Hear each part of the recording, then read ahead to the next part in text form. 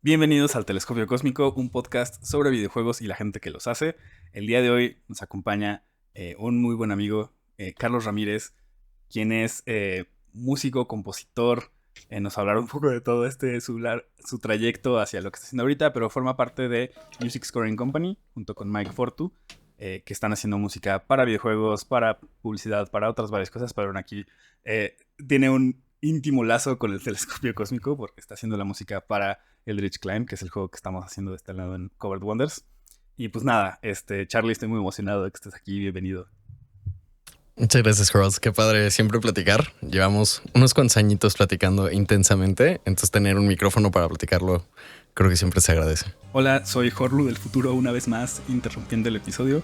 En esta ocasión, para avisarles que ya tenemos demo en Steam de Eldritch Climb.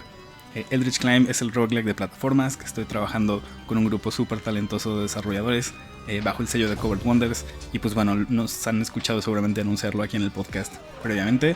Pero ya hay un demo en Steam que pueden jugar en este mismo instante, darle una vuelta y decirnos qué les pareció. Ojalá sea de su agrado. Y acuérdense que pueden dejarnos cualquier comentario, ya sea en nuestro Discord o aquí mismo incluso en este episodio, ¿por qué no? Eso es todo el anuncio. Ojalá le puedan dar una vuelta. Y si ya andan por Steam, pues no se pierdan la oportunidad de agregarnos a su wishlist. Nos ayuda muchísimo. Y bueno, sin más, regresamos al episodio. Sí, no, recuerdo mucho, bueno, ahorita platicamos un poco de aquello, ¿no? Pero bueno, nos conocemos desde la carrera, ¿no? O sea, creo que algo que platicábamos ahorita tras bambalinas, ¿no? Es como esta perspectiva como tan particular que tienes a la hora de componer para juegos y todo esto. Y es por tu background un poquito como eh, peculiar, ¿no? O sea, no has Ecléctico. pasado de la música y has estado haciendo música todo el tiempo. Entonces, ¿por qué no nos cuentas un poquito de eso? Súper. Sí, estudié con Horlu. Estudiamos la licenciatura de diseño de videojuegos. Y eso, al principio, mi intención era hacer game development y específicamente estar en game design.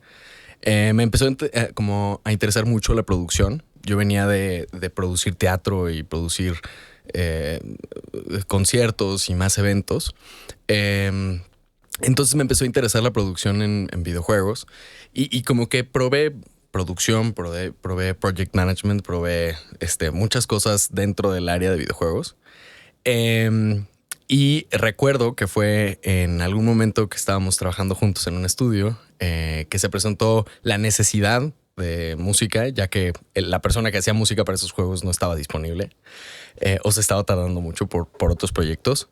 Y creo que se presentó, o sea, no recuerdo exactamente, pero se presentó una oportunidad de presentar los juegos en alguna expo o algo. Y entonces necesitábamos la música. Entonces ahí fue donde se levantó la mano y se dijo, bueno, vamos a probarlo de este lado. Y eventualmente ahí fue 2014 más o menos que empecé ya a hacer música formalmente para videojuegos. Yo llevaba haciendo música toda mi vida, pero lo hacía como algo ahí, como un hobby, como parte de mis actividades extracurriculares. Y eso me mantuve un rato ahí haciendo música para diferentes estudios y eventualmente tuve un descanso de la industria. Me despidieron de uno de los estudios en los que estaba y eso para mí fue como fatal. Como que yo me tomé el Kool-Aid de no soy bueno para esto, no sirvo para nada. Este tipo de ruido que a uno le puede entrar y que uno si se compra como la historia, se convierte en la historia real de una persona, ¿no? Y entonces descansé un rato de eso. Estudié psicología en ese momento, buscando también como, ahora lo entiendo en terapia, pero pues buscando también entender un poquito mi proceso, como el camino que fui entendiendo y demás. Y también decidí como que entrarle a la música ya como más formalmente a buscar más mi rollo. Tuve proyectos ahí, tuve una banda de pop, tuve también un trío de jazz, estuve haciendo diferentes cosas y eventualmente empecé a migrar al área de publicidad un poquito por accidente, ¿no? Al marketing y a la publicidad. Y ese camino de repente por azares del destino empezó a a entrelazarse con lo que había dejado en pausa, que era videojuegos, que era música para media, que era todo, porque empecé a hacer música para comerciales, música para desde contenido de redes sociales y demás. Tuve la oportunidad de trabajar en un festival de música por el lado de marketing que se llama el Festival Santa Lucía en Monterrey. Y entonces me tocó negociación con disqueras, me tocó muchas actividades que requerían cierto input y cierto conocimiento musical, pero también por otro lado en el tema de entretenimiento interactivo. Entonces de alguna manera me tocó trabajar con marcas muy grandes que estaban interesados en entrar en un plano digital, ya que justo se cruzó la pandemia. Y entonces de repente estos skills que había yo ganado estudiando game design y demás se convirtieron otra vez relevantes en mi propia historia. Y después de eso tuve la oportunidad de trabajar en un proyecto que se llama Bark, que fue como este momento para mí, como muy significativo para resurgir en esta industria. Y de allá para acá, pues ya decidí, como que corregí esta idea que tenía yo y sí decidí de alguna manera en deshacerme de esta historia que me había hecho de no soy bueno, no tengo un rol en la industria, tengo que buscarme en otro lado. Y más bien fue como un no, ya vi que sí tengo cierto valor, pero aparte de como que acabo de decidir el entrarle y generarme un espacio para mí bajo mis propios términos, en mis horarios, y la manera en la que a mí me gusta trabajar. Porque ya me di cuenta de que de todas maneras puedo ser bastante útil de alguna manera para una industria. Y ahí formamos Music Scoring Company. Conocí a Mike Fortu. Nos conocíamos de antes, pero no habíamos relacionado que había como intereses en música. Nos habíamos conocido en fiestas y por exparejas, ¿no? De ambos. Pero en la pandemia nos reconectamos y empezamos a hacer la música para Automata Break, el juego de un querido amigo también. Fue nuestro primer soundtrack que trabajamos juntos y de ahí empezamos a trabajar como más de la mano. Eventualmente empezamos a trabajar con League of Legends y con la LLA de Riot en Latinoamérica. Y eso, pues digamos, se fue evolucionando. Trabajamos mucho con la industria publicitaria y de todas maneras, aunque hemos avanzado mucho en la industria publicitaria, hemos ido a la par creciendo un poco más en la industria de cine, haciendo música para diferentes piezas y por otro lado, pues en videojuegos. Entonces, afortunadamente ya este es nuestro... Eldritch Climb es nuestro quinto juego trabajando juntos. Y también pues hemos tenido oportunidad de trabajar con Pokémon y con marcas con las que crecimos, que tenemos como un cariño especial. Entonces ha sido como que una trayectoria que sana esta idea de no tengo valor o no tengo una participación o un espacio en la industria, porque pues uno se da cuenta de que si uno se cree esa historia, es real, es completamente real, ¿no? Si uno dice yo no soy valioso en una industria, cierto, ¿verdad? Concedido, ¿no? No eres valioso en la industria. En cambio, si uno dice, bueno, lo voy a disfrutar, esto es lo que quiero hacer y se concentra un poco en el camino, creo que se convierte en algo distinto. Y yo creo que mucho de Music Scoring Company a nivel personal, tanto para Mike como para mí, ha sido eso. O sea, es el hacernos nuestra propia chamba bajo nuestras propias reglas en una industria que tiene la flexibilidad para hacerlo. O sea, evidentemente hay muchas partes que son common grounds para todos, pero trabajando con League of Legends es muy diferente a cómo trabaja Pokémon, a cómo trabaja México 1921, a cómo trabaja Eldritch Climb. O sea, cada uno es como si fuera una industria distinta, en donde sí se comparten algunas terminologías, algunos procesos o algunas necesidades que tiene específicamente un juego, pero cada uno es completamente distinto. Eso es sí me imagino, ¿no? O sea, creo que, nada más ahorita que mencionaste así 3 proyectos activos actualmente, y sí las necesidades son muy diferentes, ¿no? Antes de explorar un poco más ese tema, me gustaría como enfatizar un poquito lo que mencionabas, ¿no? O sea, esto de no creértelo, creo que todos pasamos por ese punto en algún lado, ¿no? Es como este síndrome de impostor que nos da en algún momento, y qué gusto que no te dejaste vencer por eso. Creo que es de lo más rudo. Creo que mucha gente que empieza en la industria se desilusiona rápido porque es difícil y porque tiene cosas complicadas y no muy bonitas. Eh, y no sé, o sea, creo que contaste un poco de cuál fue tu proceso para llegar a este punto de decir, bueno, X le voy a dar. Pero no sé si tengas como alguna, o pudieras como condensar eso tal vez como en un aprendizaje de no dejarse vencer, ¿no? En esos puntos que está rudo. Em, pues lo que voy a decir es un poquito como contradictorio a algo que es como mi mantra de vida, que por un lado digo es muy importante escuchar, aprender a escuchar, ¿no? Como que siento que es un skill de alguna manera que no se entiende como una habilidad que hay que trabajar y demás, pero entendiéndolo como que es algo que no es por accidente de pues estoy escuchando lo que llega, sino atentamente voy a escuchar, voy a atender, voy a preguntar y voy a recibir y ya después yo haré lo que pueda con esa información que reciba. Eso es lo que yo me digo todos los días y creo que tiene cosas muy importantes ahí. Pero por otro lado, la parte contradictoria es no escuchar a nadie. Porque, porque siento que muchas veces está disfrazado el que te digan no puedes, a veces está disfrazado de tú puedes, tú vas y que te echan porras. Y yo siento que es muy dañino.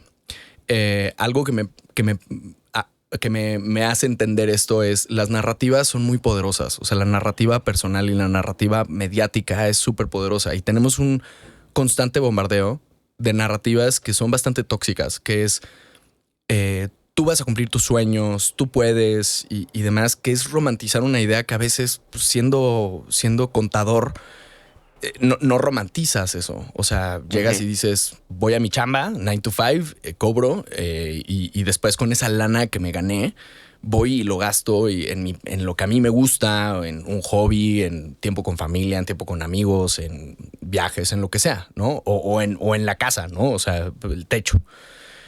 Y siento que muchas veces en el arte, en el entretenimiento, en las áreas creativas, eso se convierte en algo muy borroso, donde es tu valor como persona se traduce a tu valor curricular y meritocrático.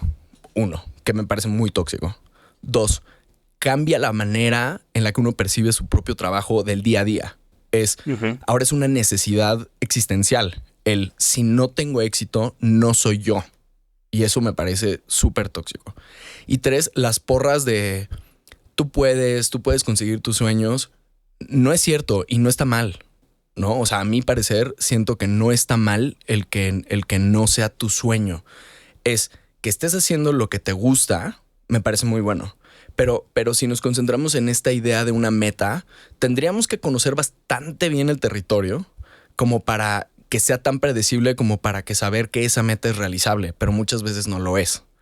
Y entonces tenemos estas ideas de si soy músico, tengo que ser el rockstar o tengo que ser el músico, el compositor famoso, que tengo que tener Óscares y tengo que tener todo eso porque si no, no soy suficiente.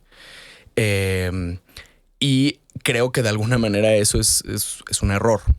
Es un error en el que constantemente caemos. También creo que particularmente siendo mexicano, no sé por qué a los mexicanos nos gusta tanto los premios y tanto el reconocimiento del tercero, pero realmente creo que pasa. O sea, creo que en México, como culturalmente, no sé si sea por la influencia como estadounidense de la cultura pop, pero sí creo que es muy importante ese reconocimiento a nivel cultural, que no necesariamente es sano, ¿no? Entonces, ¿a qué voy con esto? Siento que algo que yo he aprendido aquí es pues, no escuchar lo que la gente opina sobre las expectativas, porque uno empieza a tener la expectativa sobre lo que creemos que la gente tiene de expectativas sobre uno. Y eso a nivel industria o a nivel familia o a nivel círculo social, a nivel entre tus colegas, o sea, y demás. Y últimamente todo eso se traduce en tu percepción como persona, como individuo, ¿no? Y me parece peligroso eso. Uf, decidió hablar con la verdad. Sí, creo que es muy cierto, ¿no? O sea, creo que eso que dices es bien importante, ¿no? Como darte darte como este espacio de decir, güey, no necesito ser el mejor, ¿no? No necesito tener la mejor chamba posible, y encontrarle lo bonito al proceso, ¿no? O sea, creo que hacer juegos es una cosa bien atropellada siempre, ¿no? O sea, proyectos atropellados, carreras atropelladas, o sea, no es un camino feliz, pero es un camino bonito, ¿no? Y creo que mucho depende, como dices, ¿no? Desde qué punto de vista decides verlo. Y creo que sí, muchas veces estas opiniones externas nos nulan bien feo. Sí, sobre todo también porque nos desvían de lo que estamos haciendo. O sea, para mí, esto que decía de hacerme y diseñarme mi propia chamba es una cosa que me tiene muy feliz y como muy satisfecho todos los días. Aunque no tengo un Oscar o no tengo un Grammy, no, lo que me gusta es pararme en la mañana, prepararme un cafecito, tener mi rutina mañanera, entrar a mi estudio y ponerme a hacer música. Eso para mí es felicidad en su plenitud. Y a veces me toca hacer música con la que yo no comparto como una afición estética. Pues no, o sea, muchas veces llegan y nos piden en el mismo día, oye, para este comercial necesito reggaetón, que hable de tal marca de refrescos. Y ese mismo día en la tarde me toca trabajar como una orquestación súper elaborada para un arreglo de una pieza que va para una película. Y evidentemente me gusta más la segunda en cuanto a mis intereses, pero, pero sí divido mucho lo que me gusta escuchar y lo que me gusta disfrutar como de música, como oyente. Y como productor musical, lo que me gusta hacer es música. Me gusta producir música. No estoy pensando en hoy me voy a sentar a hacer un super hit que va a ganar un Grammy. No, lo que me siento es estoy agradecido de que no estoy haciendo yo una captura de datos en una oficina de un cubículo, sino estoy en un cubículo con muchos juguetes de guitarras y batería y un sintetizador y todo. Y para mí eso, ese espacio creativo de calma meditativa y como que muy introspectivo es súper bonito. Y sí, es un camino poco lineal, poco predecible. No es donde pasamos justo como en un videojuego nivel 1, nivel 2, nivel 3, sino por aquí, por allá. Y me parece muy lindo eso. O sea, me parece de hecho muy liberador. Por otro lado, también me parece bastante. A veces se siente liberador y a veces se siente como con mucha presión, en el que depende enteramente de mí el que pueda pagar mi techo o no. O sea, enteramente de que no es nada más hacer chamba, música, sino es estar escribiendo mensajes en LinkedIn, es ir a buscar más clientes, conocer gente en networking, estar interactuando realmente con gente y no nada más diciendo, hey, escucha mi nueva rola o hey, quiero hacer música para tu juego, sino es genuinamente tengo yo conversaciones andantes con personas que nunca he conocido en persona y que no he hablado con ellos ni siquiera en un Zoom o en un nada, sino puros mensajes de LinkedIn o de Instagram donde estoy platicando con gente y como conviviendo que, oye, escuché la nueva pieza que sacaste o escuché o vi tu nuevo proyecto y me parece increíble, por tal y tal. Y entonces para mí mucho de mi presupuesto mensual es jugar juegos en Steam que me hagan sentido y escribirle a esos estudios diciendo, oye, me encantó lo que hiciste con esto y esto. Yo creo que podríamos trabajar juntos en esto y esto, ¿no? Entonces, yo disfruto mucho eso. A veces se siente como presión, pero disfruto mucho el hacer juegos. Uh-huh. A veces no disfruto las cosas que tiene uno que pasar para hacer los juegos, pero siento que sí hay pocas cosas que me generen tanta satisfacción como lo que me genera de repente ya ver cómo va evolucionando un juego conforme vamos metiendo. Y creo que el audio también hace algo particularmente mágico que me encanta escuchar, que han dicho personas tanto en la industria de cine como en la industria de juegos, que es como ellos van grabando, entran en postproducción, editan y demás, tienen varios cortes y ya cuando llega audio me encanta escuchar y me lo han dicho ya varias veces, que es como nunca había visto mi corto o nunca había visto mi peli o algo, ¿no? O sea, es cuando ya entra el audio, es una cosa como muy mágica donde se activa pues otro sentido por completo. Claro. Y que cambia visualmente, cambia toda la experiencia, la narrativa tiene peso, como que ya todo tiene forma. Y eso para mí es como, o sea, te llena el corazón inmediatamente, ¿no? Es un gran refill que tienes en diferentes momentos y creo que así es trabajar en proyectos grandes. O sea, de repente momentos donde sientes que no hay ni energía en el corazón, que estás así derrotado y de repente llegas a un momento donde un comentario de alguien como, oye, me encantó tu juego, te lo llena inmediatamente, ¿no? Y te da como un segundo aire. Y el chiste es mantenerse vivo antes de que llegue ese siguiente momento, ¿no? Es lo que sucede entre esos picos, ¿no? Ese es el reto. Ahí está el reto, sí. Muy bien, Charles. Pues creo que ahí ya hablamos un poquito de lo que lo mencionamos, ¿no? Como este balance entre diferentes proyectos y diferentes, pues requerimientos, ¿no? Digo que ahorita ya lo llevaste incluso con lo de publicidad, que pues es muy diferente también. Entonces, por lo que escuché, pues básicamente partiste como mucha disciplina, ¿no? O sea, como decir, tengo que hacer esto para poder hacer esto como con más tranquilidad. Y es algo que también hemos hablado muchas veces acá, ¿no? O sea, como que de repente hablamos con estudios que sí tienen, pues un poquito más están mejor establecidos y pueden tener a sus empleados tiempo completo y así. Pero igual hemos platicado con mucha gente que, como lo estamos haciendo aquí en Covert, estamos malabareando proyectos, ¿no? O sea, tenemos nuestro day job, ¿no? El que paga la renta, y tenemos el Rich Climb. En audio y bueno, en producción, pues muchas veces esa es la vida, ¿no? O sea, no tienes trabajo de planta, ¿no? O sea, es como dices, es estar buscando clientes. ¿Y cómo tratas de llevar ese balance? ¿Tratas de hacerlo como 50-50? ¿O depende mucho del mes? Pues siento que esto es algo que hemos querido cambiar poco a poco, que es un arma de doble filo. Mike y yo somos bastante intensitos y tenemos la piel muy gruesa. O sea, aguantamos meses que están bajos o ha habido meses que no ingresamos ni un peso, que no tenemos, que no tenemos nada de posibilidad de pagar la renta en ese momento. Y entonces nos ideamos maneras, o sea, como que no significa en ningún momento algo como cuando uno se empieza a bajonear, el otro llega y te jala las orejas y es como que no, vamos. Entonces ha sido un gran hacer apoyo. Un paréntesis ahí porque creo que eso es bien importante y es algo que me costó mucho encontrarle las palabras el día que estábamos entrevistando aquí a Roberto Ortiz, que trabaja solo, ¿no? O sea, él es solo dev y está haciendo Under Canopies, que está bien lindo. Si no lo has visto, échale un ojo, Charlie, te va a gustar. No, sí, ya lo vi. Y por ejemplo, o sea, como que yo le preguntaba, es que ¿cómo le haces, no? O sea, ¿cómo lidias con eso? Porque yo muchas veces también paso por estos bajoneados y necesito que alguien más del equipo me diga, no, vente, vámonos, está chingón, hay que darle. Porque es difícil a veces como tener esa fortitud mental de decir, está jodido, pero va a dejar de estarlo y tengo que seguir. Sí, o sea, el apoyo que tenemos constantemente, Mike y yo, es esta palabra que nos encanta, que es accountability, ¿no?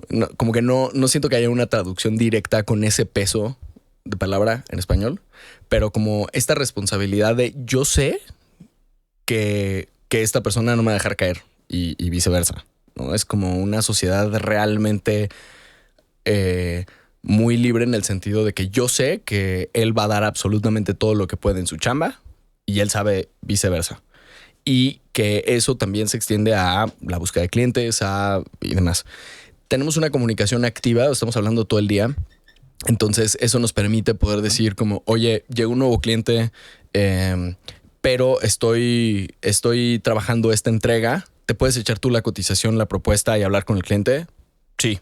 Y entonces yo me paso a esa parte mientras él está en eso otro y al mismo tiempo luego él me dice, oye, ¿sabes qué? Ahora voy a encargarme de esto yo. Si quieres tú libérate. O sea, es todo el tiempo está rebotando. Eso eventualmente lo queremos, no digo cambiar, sino sistematizar un poco más, porque cuando hemos trabajado con más equipo, no llegan al ritmo, ¿no? O sea, nosotros ya agarramos ritmo tanto por personalidad, tenemos los dos como que esta cosa intensa, pero aparte pues llevamos ya 4 años haciendo eso diario de lunes a domingo. Entonces de repente cuando trabajamos con alguien más dicen como que salen mareados, ¿no? Así de que, ¿cómo, no?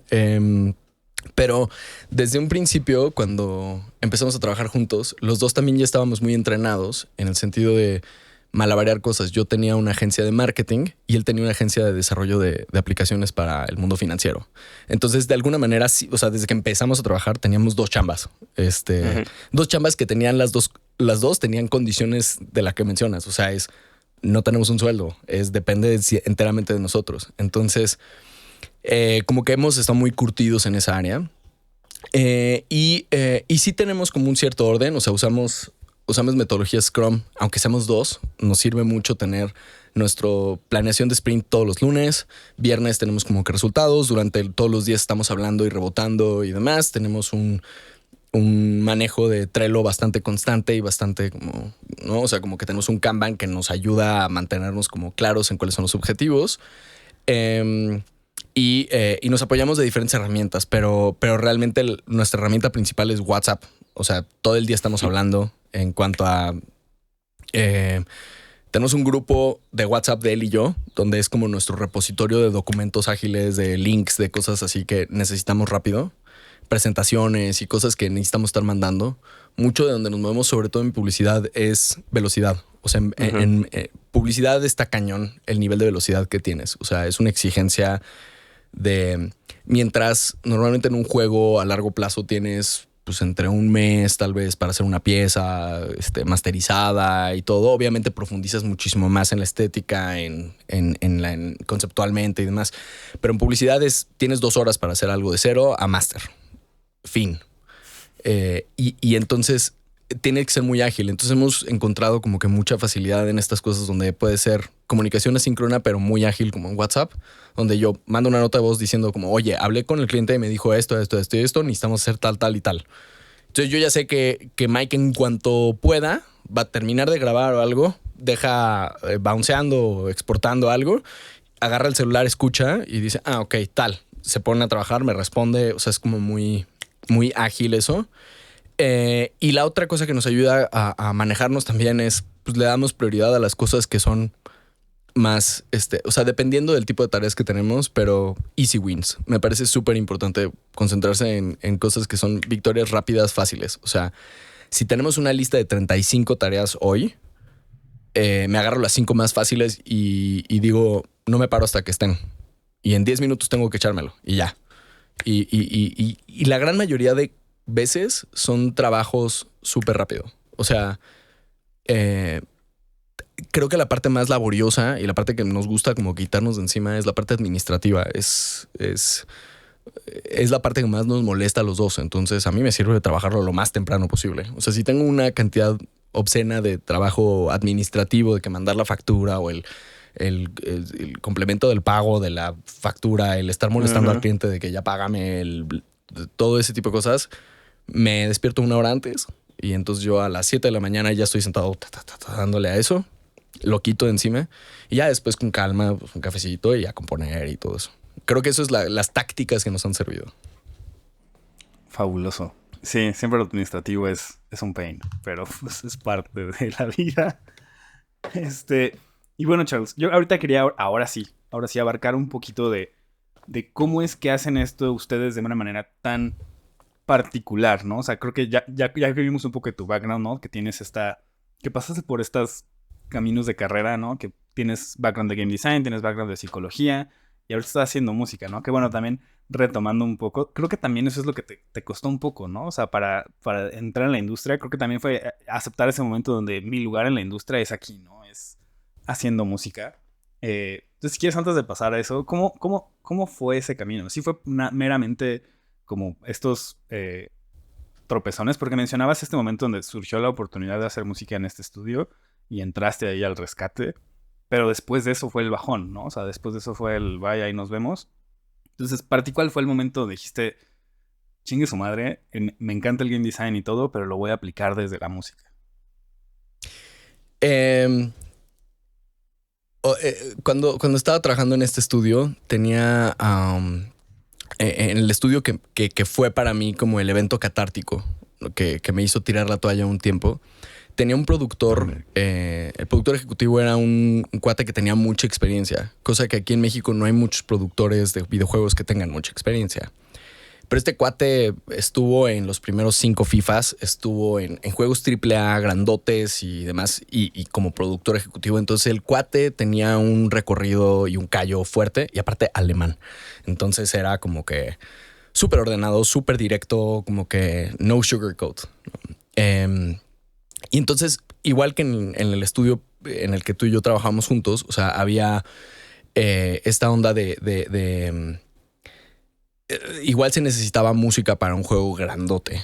Y entonces ahí ya yo desde mi interés dije, oigan, pues yo me lo puedo echar. Y entonces sí me dijo como que, oye, estás como lead en game design, es mucha chamba. Y también está la parte de música, ¿seguro quieres? Y yo dije, sí. Y me dijo, a ver, prueba. Si mañana tienes un track, sí. Y ya, al día siguiente tenía un track, me dijo, va, pues te haces la música. Y yo solito en ese momento, o sea, hoy en día no lo hubiera hecho. Pero entonces me lo eché y demás. Y después él me mandó a llamar. Después de entregamos juego, cliente estaba muy contento y demás. Pero llegó a mí y me dijo, me citó como para platicar de mi desempeño. Y le dije que yo me sentía muy bien. Me dijo, oye, ¿y cómo te sientes? ¿Cómo vas? Y le dije, pues yo a toda madre, voy muy bien, ¿no? Y me sentía pues bastante gallo. Y me empezó a decir como que, oye, mira, aquí están estos KPIs. Y me estoy dando cuenta de que no entregaste tal, llegaste tarde a tal entrega, tal. A mí esto se me hace un desempeño inaceptable. Fue como un golpe al ego, así como de que, ¿cómo? O sea, estoy como lead y aparte estoy haciendo música y se entregó y cliente está contento. Y dijo, sí, cliente está muy contento, pero nosotros nos tuvimos que extender 2 meses, güey. 2 meses de pagar nómina. Éramos como 14 en el equipo. Y me dijo, me costó en total lo que fueron 2 meses de una nómina que ya no debería de estar. Uh-huh. Entonces para mí eso fue como un golpe así duro. Eso fue como un ultimátum.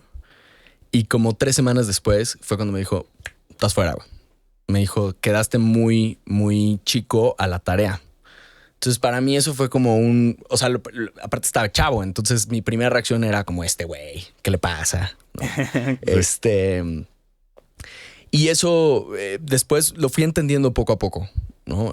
Lo fui entendiendo cuando yo tuve empleados y yo tuve un equipo y que me costaba, o sea, pagar una nómina es tremendo. O sea, es una tarea dura. Y para mí eso fue como cada que tenía yo un pleito con uno del equipo y que era un pleito que yo sabía como que esta persona no tiene experiencia, todavía no entiende que esto... Que no es momento para pelear esto, o no es la manera, o esto que está peleando no debería estarse peleando, ¿no? Y yo los escuchaba siempre y todo, y trataba de estar todo el tiempo como que abierto a escuchar cómo lo estamos haciendo bien, cómo lo estamos haciendo mal.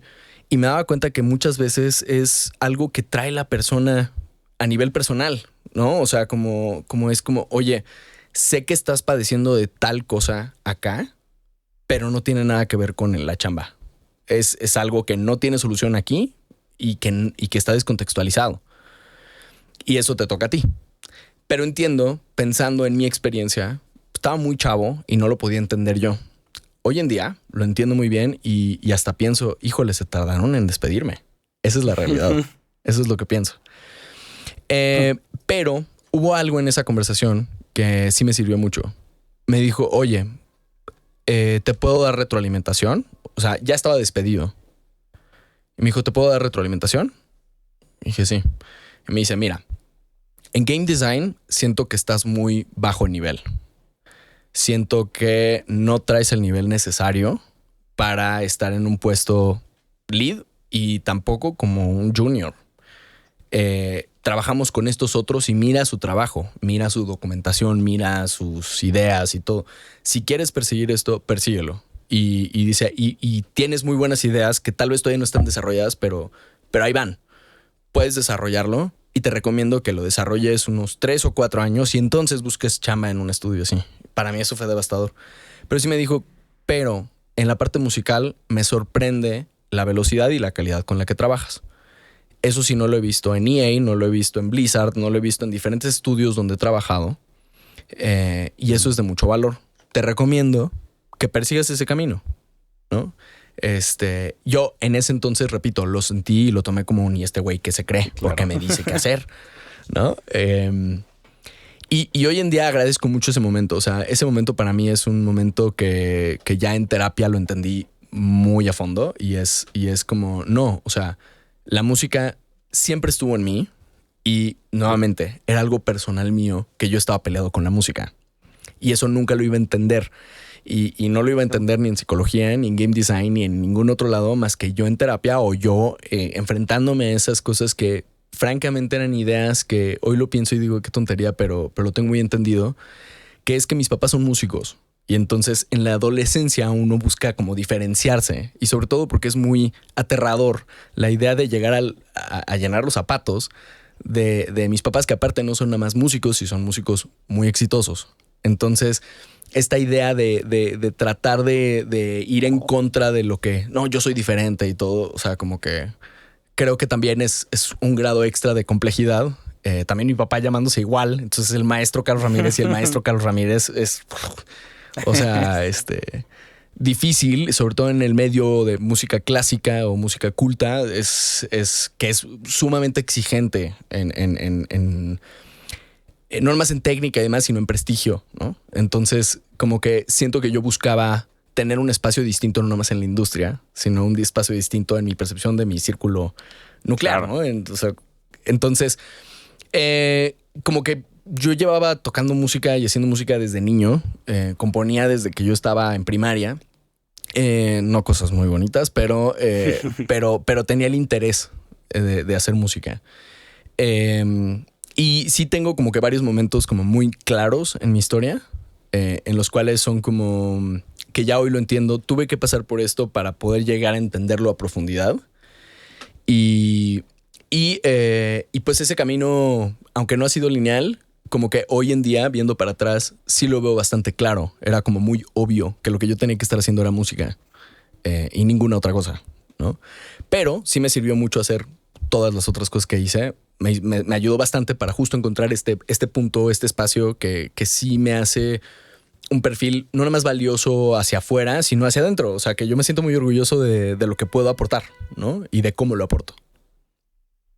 Fabuloso. Y que creo que justo allí me gustaría llevar la conversación ahora, ¿no? O sea, ¿cómo es diferente para ti en particular, ¿no? O sea, trabajar en un juego, ¿no? En el cual tienes todo este background de game design y este background de psicología, que también está íntimamente relacionado al game design, pero no lo hablamos mucho, ¿no? El game design lidias mucho con perfiles psicológicos y estás trabajando con comportamientos y con condicionamientos a veces, ¿no?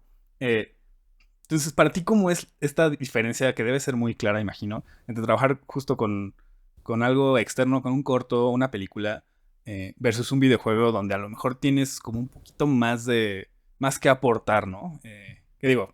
Yo sé cómo lo hemos vivido acá en el Eldritch Climb, pero ¿cómo lo viven ustedes? Está bien padre, o sea, encontrar dónde se cruzan como que mismas ideas y que comparten diferentes crafts. Psicología para mí, cuando estudié psicología, como que yo llegué eclécticamente a tratar de absorber todo lo que podía y me gustaba el psicoanálisis, me gustaba el psicodrama y el humanismo y Gestalt y como que muchas cosas me gustaban. O sea, como que me gusta aprender. Siempre he sido como que naturalmente curioso. Entonces, en psicología te bombardean con libros y libros y libros y entonces estás leyendo todo el tiempo y todo es interesante, ¿no? Hacia donde voltees es interesante. Pero particularmente lo que a mí me gustó mucho fue el área científica. Tanto la neurociencia como el conductismo me encantaba. Y que tenía un rigor científico, a diferencia del psicoanálisis, que es pseudociencia. Aquí sí tiene una metodología y un rigor estadístico bastante fuerte. Y sobre el comportamiento y sobre todo el condicionamiento, vi un paralelismo muy claro con game design, donde el ejercicio de game design es, a mi parecer, principalmente pedagógico. Donde hay estímulos que están ahí esperando una respuesta que ya está programada y que a partir de la repetición y de estar exponiéndose a un buen game design, el jugador va aprendiendo estas conductas y reforzando estas conductas y está como perfectamente traducible a los principios de Skinner y a los principios de Pavlov, ¿no? El condicionamiento clásico y el condicionamiento operante tiene como que esta cosa que de repente puede ser menos claro si te ponen el típico ejemplo del perro con la campana y las luces y las palomas y todo, como que no es tan claro como sí lo es cuando estás jugando. O sea, cuando juegas, como que si conoces básico, o sea, el concepto básico ni siquiera de game design como jugador y te enseñan algo de conductismo, lo entiendes inmediatamente porque o sea, el juego como el acto de jugar es condicionamiento. Y entonces también empecé como que a relacionar muy fácilmente los libros que yo iba leyendo en psicología contra libros que leímos cuando estábamos en game design. Como que era muy fácil encontrar puntos ahí en medio. Y definitivamente creo que game design es psicología aplicada en mucho aspecto, es conductismo aplicado en algo práctico. Y también tiene esta cuestión que se apoya estadísticamente en el tipo de juego, en el cómo se hacen las cosas, en el testing es un control estadístico de alguna manera, aunque no tenga un rigor científico porque no es el objetivo, pero sí tiene como que cierto paralelismo ahí encontrado. A diferencia, o sea, como que cómo es con cine a diferencia de videojuegos, curiosamente no siento que haya mucha diferencia en muchas de las cosas. O sea, en cine también hay un acto pedagógico que constantemente le estás diciendo a la persona, que tiene que ver con semiótica, tiene que ver con composición visual, tiene que ver con narrativa, tiene que ver con el acting de los personajes y demás, pero creo yo que más que, tal vez eso es porque es mi perfil, pero más que buscar algo estilísticamente que digo, qué bonita escena, necesita una música bonita, lo llevo más por el lado psicopedagógico, que es de dónde viene la persona que está viendo esta película, emocionalmente cómo hemos ido construyendo esto y hasta dónde está llegando. Ok, ya llega a un punto en el cual pasamos un desarrollo del personaje y llega a un problema al que se va a enfrentar. ¿Cómo se va a enfrentar este personaje? Y luego cómo se traduce eso en sonido. Y eso es para mí muy, muy de la manera en que trabajo también música para juegos.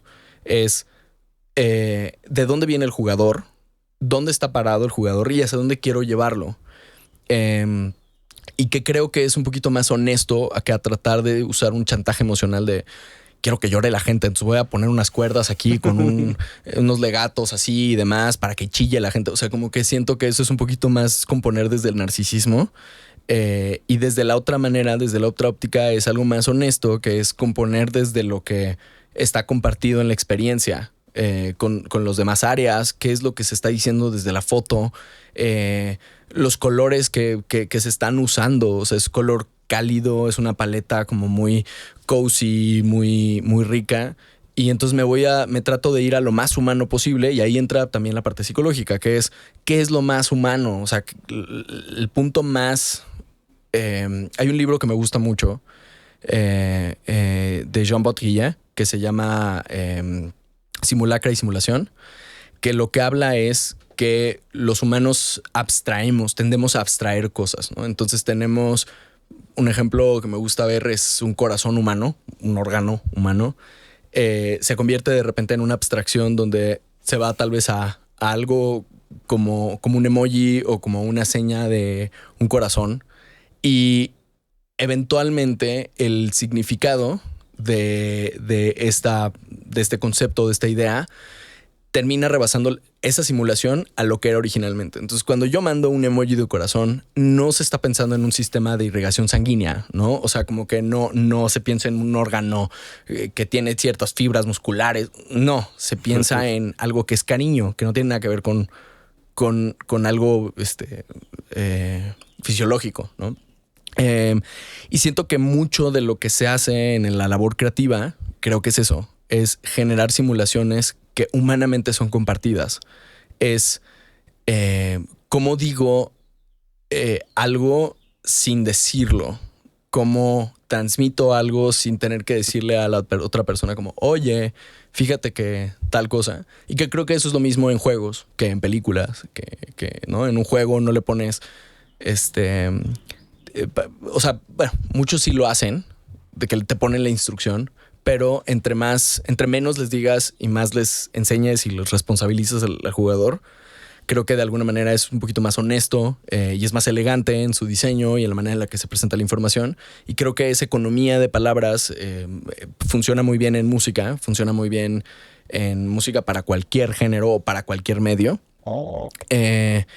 Y la psicología de alguna manera te ayuda como que a cimentar estas cosas de cómo enseñarlo a estas diferentes áreas. Entonces siento que esa combinación tiene como intersecciones interesantes que se pueden aprovechar de esa manera. Claro, fíjate que algo que Que imagino que eso sí es diferente, ¿no? Y creo que es algo que pues noto mucho en Eldritch, ¿no? O sea, estamos haciendo cosas interesantes con la música, vamos a platicar un poco de eso. Pero también creo que como esta cadencia de trabajo, ¿no? Porque siento que a veces cuando trabajas en una peli, imagino que te entregan el corte y ya trabajas sobre algo previamente construido, ¿no? Y creo que, pues al menos siento que acá en el juego que estamos haciendo, pues también el feedback que ustedes traen desde el lado de audio y su perspectiva del juego, pues también alimenta la parte de desarrollo y la parte programática y todo lo demás que estamos haciendo en el día a día. Entonces, pues no sé, creo que hay como una colaboración, creo que un poquito más cercana, ¿no? O al menos durante el proceso creativo, porque se va como este Uroboros, ¿no? O sea, la música informa al juego, el juego informa a la música y así nos seguimos durante todo el periodo de desarrollo, ¿no? Y que acá estamos haciendo algo medio chistoso donde, pues, el juego todavía no sale, ¿no? Apenas vamos a Early Access y ya tenemos la música lanzada, ¿no? De los primeros niveles, ¿no? Y eso es algo que está raro, ¿no? O sea, ¿cómo lo ven ustedes? Definitivamente en juegos es como entramos desde el pipe de producción. Hay algunos proyectos en cine en los cuales también estamos ahorita en una peli en la cual tuvimos cierta cancha, pero para nada como en videojuegos, de estar desde producción. Pues nosotros finalmente, nuestro pipe siempre se acostumbra a entrar en postproducción. También por un tema de costos. En cine es... se nos ocurrió algo viendo el corte. No van a regresar a grabar como que porque se le ocurrió al músico una idea, ¿no? Y en juegos, como estamos a la par, que creo que también depende del tipo de juego y del tipo de manejo del equipo y del proyecto, pero donde hay chance, sobre todo en juegos indie, es entrar desde producción, o sea, el audio entra desde producción. Entonces eso da como que este chance de establecer un poco más. Y sí, siento que se alimenta. O sea, creo que en Eldritch es como muy notorio con lo que estamos haciendo, sobre todo para el siguiente nivel. Creo que es muy notorio cómo puede haber como que puntos en los cuales se pueden cruzar. Oye, ¿por qué no hacemos tal cosa? Oye, ¿qué te parecería si hacemos esto? Y como que hay una retroalimentación que puede alimentar y permear a otras áreas. Eso nos ha pasado mucho, sobre todo con animación, por ejemplo. En México 1921 tenemos una cantidad obscena de cinemáticos que son muy importantes, siendo un juego que narrativamente tiene mucho peso. Y entonces nos pasan a nosotros tal vez primero un script, y del script hacemos un poco el spotting de más o menos qué es lo que se necesita. Hacemos preguntas sobre todo cuáles son las emociones básicas, ¿no? Pensando alegría, ira, como que estas emociones que de repente se pueden complejizar mucho, pero nos gusta partir de lo más básico, lo más aterrizado. Y eso solito se va complejizando. De los dos lados, del lado de, bueno, ya tienen un animatic y entonces a la hora de hacer animatic iteraron una idea que ellos ya tenían.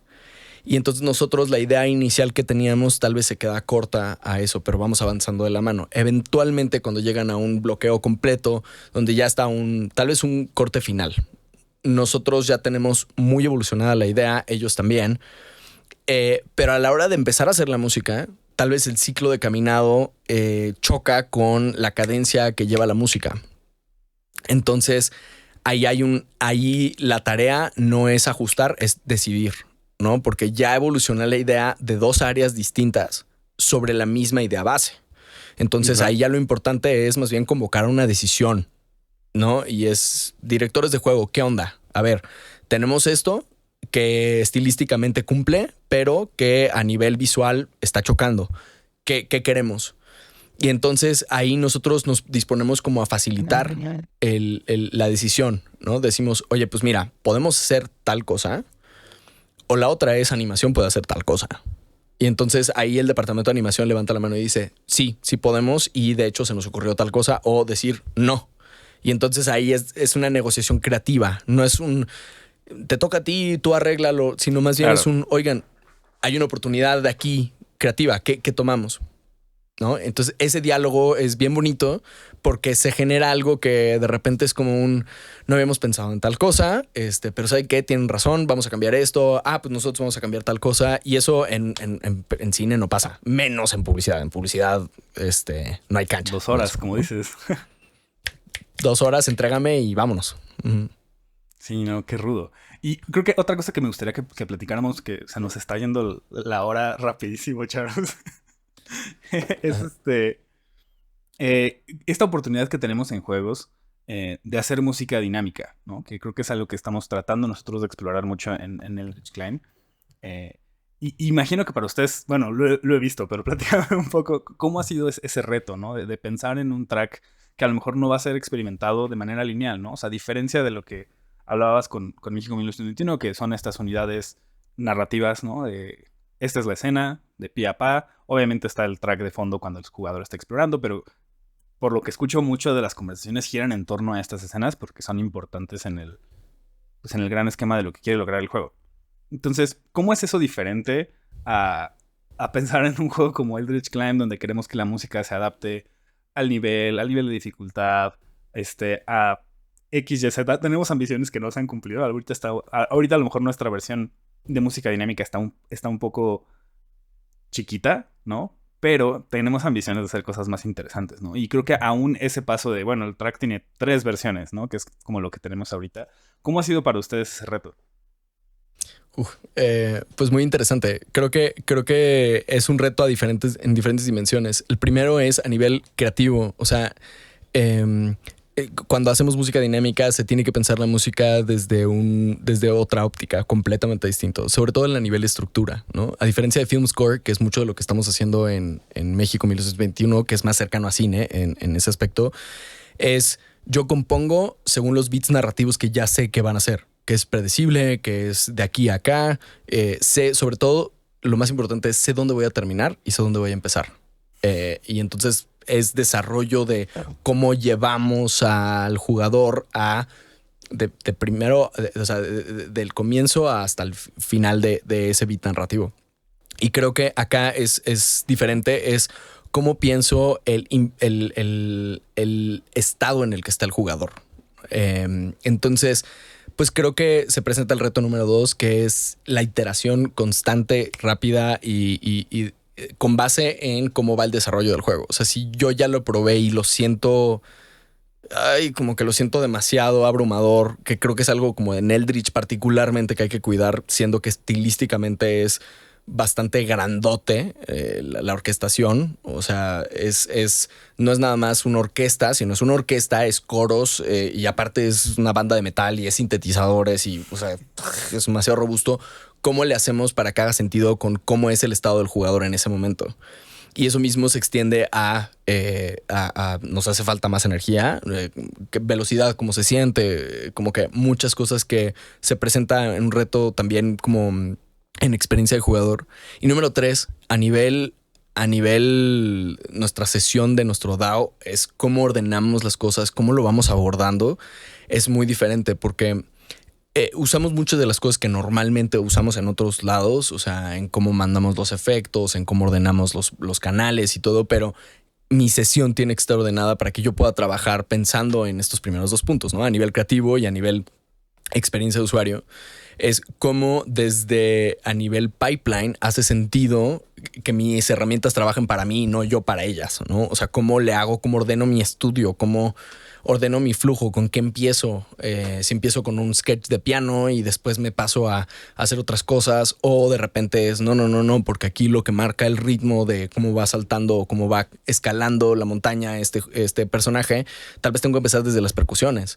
Entonces es una manera diferente de abordar y evidentemente el manejo lógico, ¿no? O sea, como que creo que esa es una parte como muy, muy, muy padre. La manera en la que lo hemos trabajado, pues es con diagramear cómo es el flujo lógico del uso de la música, documentación que nos ha servido para poder tomar decisiones y pues estar platicando con ustedes. O sea, como que estar platicando de qué tan viable es esta idea, es nosotros hacer nuestra tarea de cómo se sentiría increíble esto.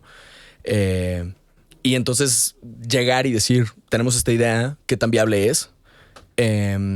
Y nuevamente, esta es de las cosas que son muy diferentes entre juegos. O sea, con 1921 no hay middleware. O sea, todo es hecho de cero y ha sido, yo hago un un diagrama de flujo, un UML o algo para informarle a los programadores, necesito que la música se calcule por vectores o que se calcule por tal cosa.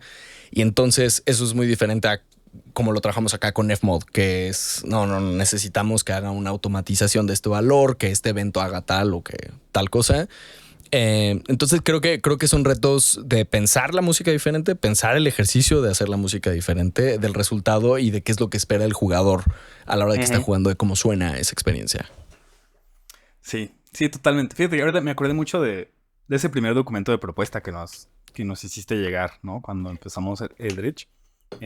Que a mí es algo que me gustó mucho, ¿no? O sea, como antes de haber escuchado cualquier nota o cualquier propuesta musical, ¿no? O sea, como hablar de estos objetivos sonoros para el juego, creo que estuvo bien padre, ¿no? Y digo, creo que también, creo que Eldritch es un reto bien raro, ¿no? O sea, es algo que nos ha costado en el arte, nos ha costado en la comunicación, nos ha costado en el audio, y es como este balance de que estamos haciendo algo de horror que también es comedia al mismo tiempo.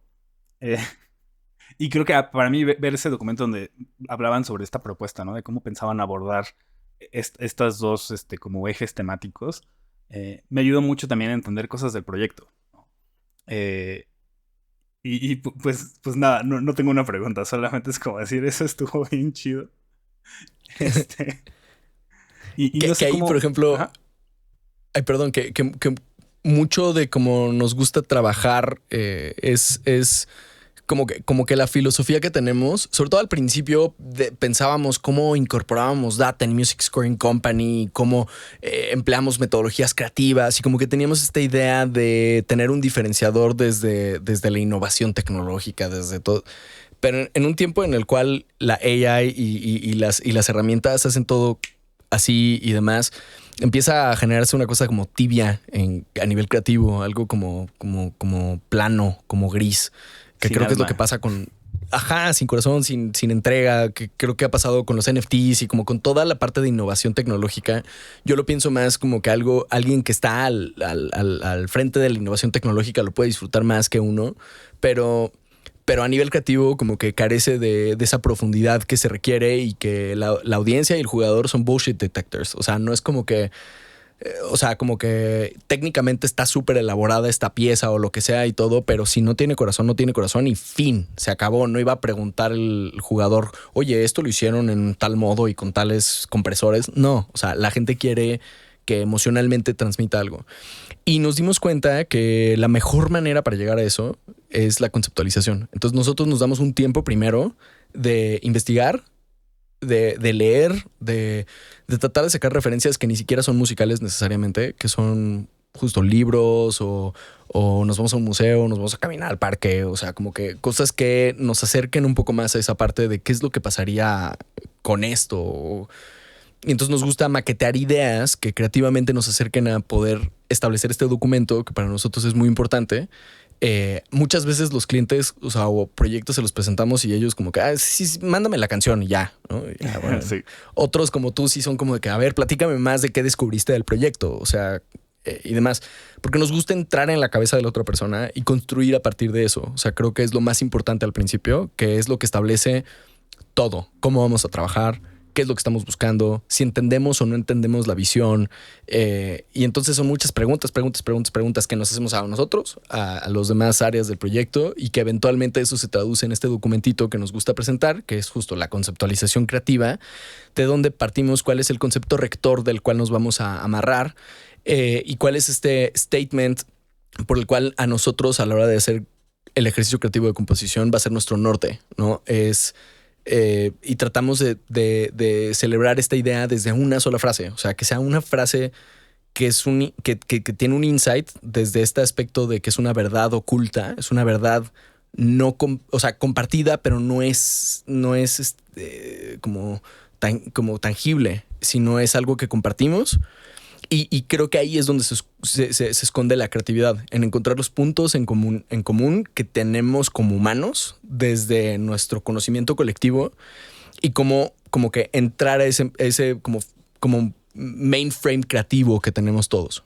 Entonces sí, ese documento principal nos sirve para comunicarnos con los demás, pero sobre todo para nosotros entender qué es lo que estamos haciendo, ¿no? Porque hacer rolas, pues es muy fácil. O sea, ya sabemos cómo hacerlo, lo hacemos diario todo el tiempo, pero hacer algo que traiga al corazón es más bien profundizar muchísimo y obviamente alejarnos de estos atajos fáciles y rápidos que la verdad es que como que cada vez menos la gente va a aceptarlo. Claro. Muy game designer de tu parte, hacer documentos y que nadie lee. Sí, exacto, que nadie lee, pero yo disfruto mucho. Pero nos sirven mucho. Sí. Qué chido, Charles. Oye, pues la última pregunta que hacemos en cada episodio es ¿cuál juego, Charles, dirías que fue el juego que te inspiró a querer perseguir esta carrera, ¿no? De hacer juegos en particular, ¿no? Que bueno, ya vimos las vueltas que diste para llegar a estar involucrado en juegos, pero ¿cuál fue el que dirías que te causó ese impulso, ¿no? De buscarle por este lado. Creo que como toda buena pregunta, no hay una respuesta, ¿no? Pero sí tengo un momento que en mi camino familiar y nuclear en mi historia tiene como que es súper claro para mí. En el 98, el día de Navidad, mis papás me regalaron mi 64 y para mí fue como que yo venía jugando el Super Nintendo muchísimo y todo porque mi papá juega mucho, o bueno, jugaba mucho en ese entonces. Cuando me dan el 64, me lo dan con varios juegos, Pokémon Stadium, con varios juegazos, ¿no? Y demás, pero Santa Claus, mi abuela, me trajo el Ocarina of Time. Y me acuerdo Spoilers. yo haberme... Sí. Spoilers de la abuela. Sí, exacto. Lo siento si a alguien le rompo su marco de creencias. Pero fue como muy curioso. Mi familia es de Morelia y en Morelia como que no es muy común Santa Claus, sino más bien los Reyes. Uh-huh. Entonces de mis primos era el único que había recibido, salvo tal vez uno o dos, había recibido un premio, un regalo. Entonces... la mañana del 25 de diciembre me paro corriendo, agarro y veo que Santa Claus me trajo el Ocarina of Time y me puse a jugar en ese momento de ahí hasta la noche, ¿no? Y sí fue un momento como muy... como un evento canónico en mi historia. O sea, sí fue el momento en el que ya no escuchaba yo como que una polifonía MIDI, sino ya escuchaba como que arreglos musicales y arreglos orquestales y demás. Y yo siendo hijo de una, o sea, siendo en una familia donde pues había mucha presencia de música de sala, de música de concierto, música sinfónica y demás, como que yo ya tenía esta sensibilidad por escuchar este tipo de música y de repente verla traducida como una abstracción de esa música, como que influenciada por este tipo de música, pero ya en juegos, en una experiencia que a mí me estaba haciendo sentido. Sí fue como que un evento que aparte es muy bonito. En alguna mudanza ya como adulto saqué cajas y entre esas encontré una que toda mi vida he escrito diarios o he tenido agendas y libretas. Me gusta mucho estar escribiendo. Y encontré una que venía de esa fecha. Y entonces decía que yo de grande iba a ser Zelda. Lo que eso significara.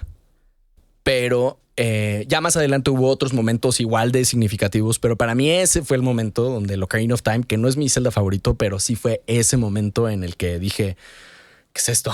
¿No? O sea, como que música de juegos, what? Entonces yo creo que ese sería el principal. Qué chido. Pues mira, ahorita haciendo memoria, cuando entrevistamos a Román también quiere hacer un Zelda. Yo creo que ahí hay algo. Pues ahí hay una conversación pendiente. Me parece muy importante tenerla. Increíble. Sí, estaría increíble. O sea, sí, para mí es regresando a la primera parte de la conversación de los sueños y todo. Creo que por más que no quiero perseguir los sueños, un Zelda sí definitivamente es un sueño.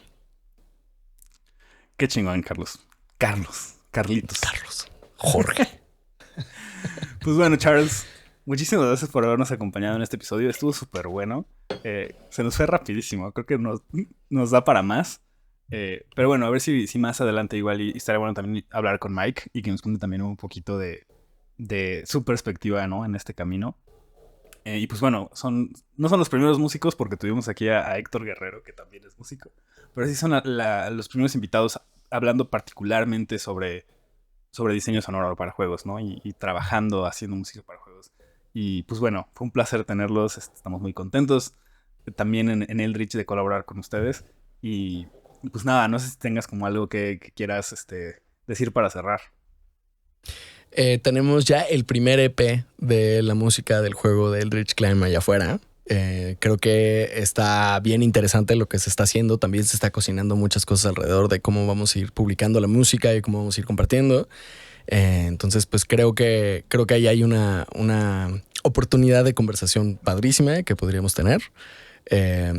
Y que, o sea, digo, me encantará escuchar de la comunidad de desarrolladores qué es lo que piensan, ¿no? De lo que estamos haciendo a nivel musical con relación al juego. Yo creo que Eldritch es un proyecto que le tenemos mucho cariño y mucha como expectativa de cómo lo va a recibir la gente en diferentes momentos de cómo vayamos sacando, no nada más del juego, sino con el soundtrack. Porque sí va con mucho cariño. O sea, sí es un proyecto que tiene mucho corazón en todas las áreas y que estamos muy contentos de ser parte de. Con eso me despido. Claro que sí, qué emoción. Y que bueno, ahorita que lo dijiste, es el primer EP. No, estamos haciendo una cosa que interesante con cómo vamos a estar sacando la música. Entonces, también dejamos las ligas aquí abajo para que lo escuchen y nos dejen sus opiniones aquí en los comentarios. También dejamos las redes de Charlie porque si le quieren escribir directamente con feedback o con preguntas, Charlie es muy activo en sus redes, entonces con mucho gusto les dará seguimiento. Mucho gusto. Y pues sí, ¿no? O sea, esténse ahí al pendiente. Creo que también algo interesante, si les gustó lo que platicamos ahorita, es que escuchen el soundtrack y luego jueguen el demo y vean las diferencias, porque estamos un poco desfasados en implementación del audio. Y bueno, igual otro día podemos hablar de eso, ¿no, Charles? De cómo se está haciendo por separado, ¿no? La implementación del audio y la versión de track, ¿no? Para que pueda ser disfrutado de manera lineal, porque en el juego jamás se va a escuchar de esa manera. Entonces creo que está bien padre que tengamos como estas dos versiones de una misma propuesta, ¿no? Y creo que acaban teniendo, pues, como propuestas diferentes, aunque sean la misma idea. Y está bien chido. Y pues bueno, dejamos las ligas a todo ahí abajo. Y pues nada, Charles, muchas gracias por habernos acompañado y pues nos vemos pronto. Gracias por invitar al Telescopio Cósmico.